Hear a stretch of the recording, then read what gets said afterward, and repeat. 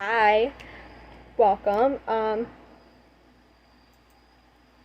If you're new here, my name is Caitlin and I own the channel.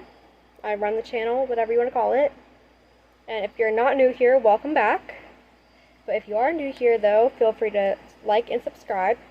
But otherwise, this is a new trend series that I'm going to be doing on my channel, where I talk about murder mysteries and also talk about things that happen in my hometown that's lesser known. Or honestly, I might even end up doing bigger cases too, like Jeffrey Dahmer, Ted Bundy, stuff like that, because that's the things I'm interested in and that's the things I'm in school for law. So these are just the things that generally interest me. So if that interests you, go ahead and hit that subscribe button because I will be doing these videos from now on every Thursday. So getting into our story today, this one is actually going to be about a motorcycle gang that it's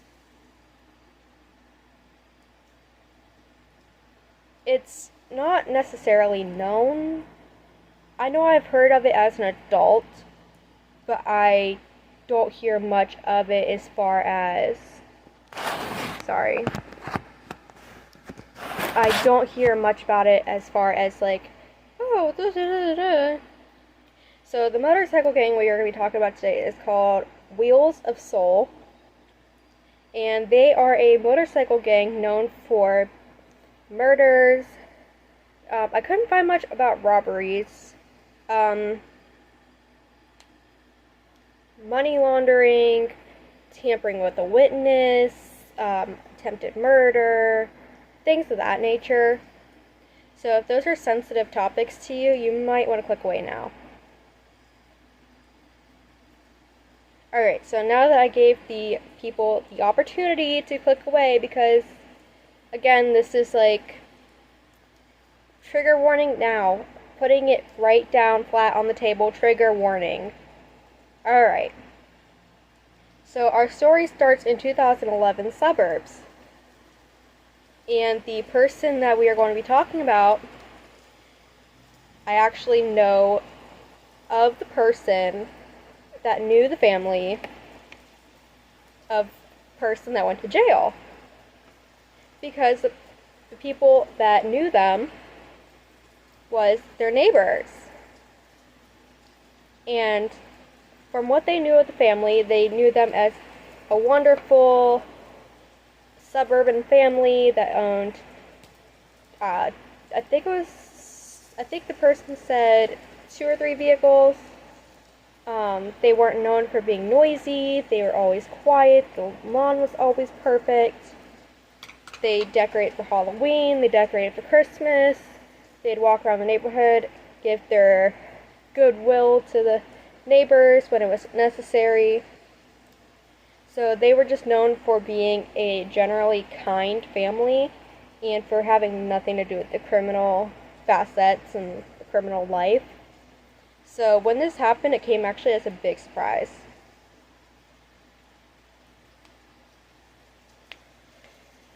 So the person in the story that we are talking about today, his name is Frederick Morgan, and he was the vice president of the Wheels of Soul Youngstown chapter. And this happened in my hometown. And let me get comfortable, I'm so sorry. So yes, this happened in my hometown, and it happened in a suburban neighborhood where my friend's dad went out to go to work early in the morning and found that the FBI were in front of their house. Which I can imagine is just like, what? I mean, granted, we were all kids at this time. As I said, this story takes place in 2011. So personally, I was 7 at the time. And so my friends, about the same age as me, so they were about 7 years old at the time too. So their dad walked outside to go to work and was greeted by the FBI and was told to get back in his house now or he would be tampering with federal law enforcement. Now, according to the research that I've done, the reason that Mr. Morgan was being arrested in the first place is because of a person that was associated with the police department, was undercover in his building where he did his bidding.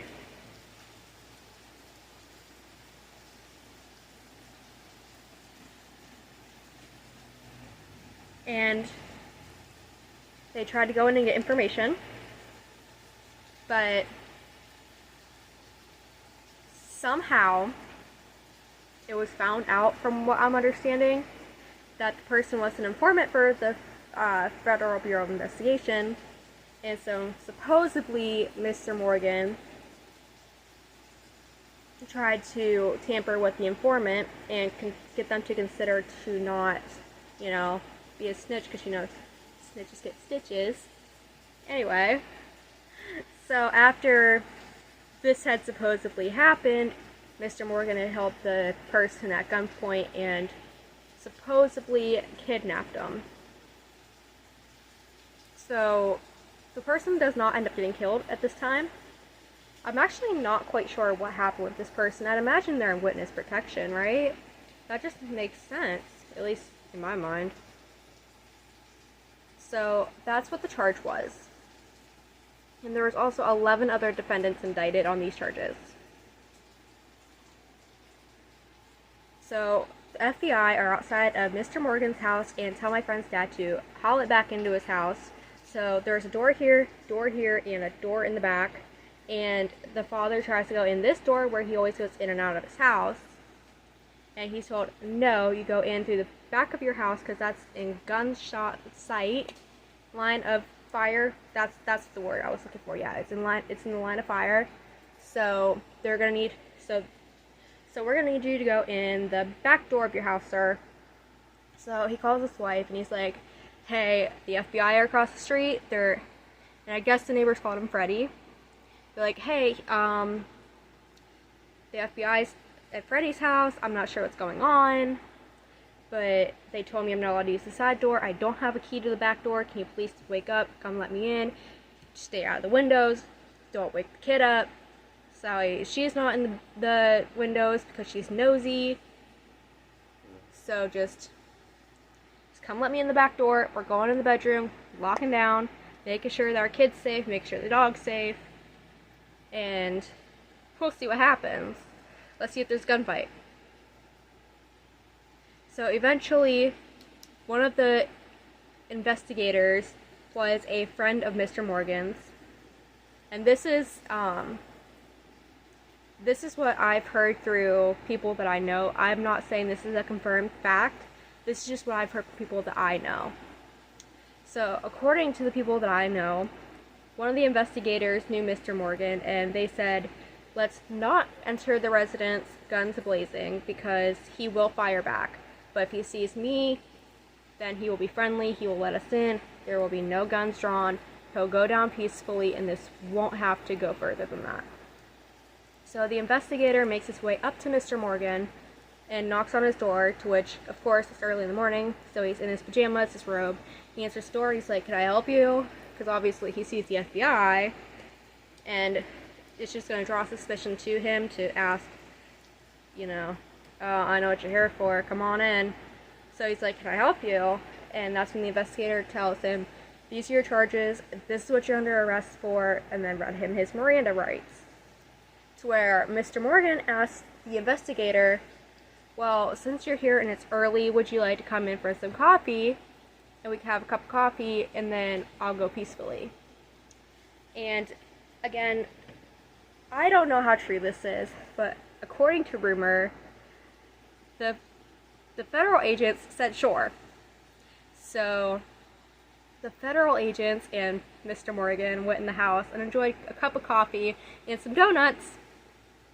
That's just what I've heard. They went inside, enjoyed some Dunkin', or not some Dunkin', oh my gosh, I'm so used to saying Dunkin', I'm sorry, don't sue me. They went inside and enjoyed some donuts and some coffee for breakfast before they took Mr. Morgan down to the jail.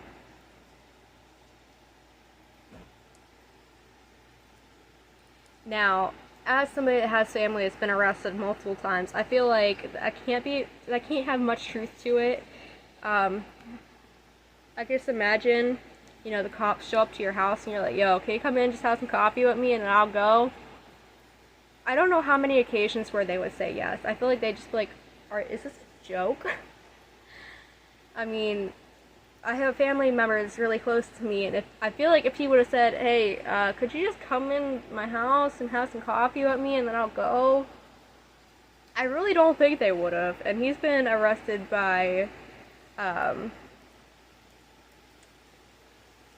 it wasn't the FBI, it was some other branch. I can't think of the name at this exact moment, but yeah, I just imagine if you said to a set of agents or cops, whatever, you're like, yo, come in, let's have some coffee.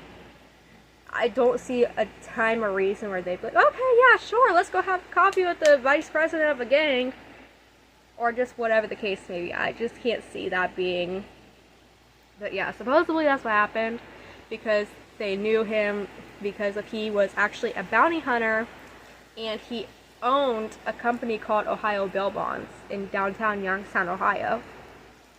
So, I mean, it has potential to be true, but I just don't know how much of it I see being true.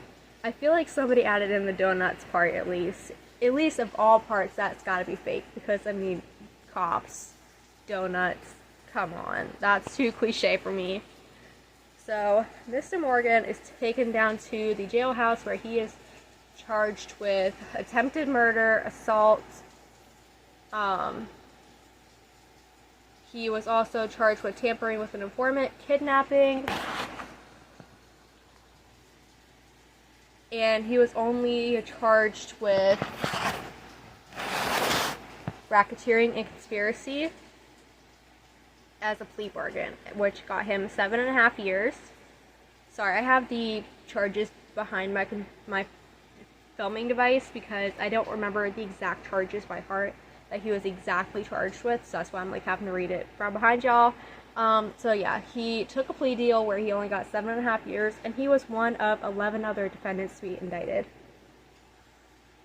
So, a little bit more information. Mr. Morgan had the alias of Lowrider during the sentencing, and he was the regional vice president of Wheels of Soul. So, with that being said, next time you think you know your neighbor, you don't, because my friend thought she knew her neighbor, and he turned out to be the vice president of a motorcycle gang. And in conclusion, the only things I have left to say is to stay safe, mind your business, love but fear thy neighbor, and make sure that you don't idolize the wrong people, and stay safe out there.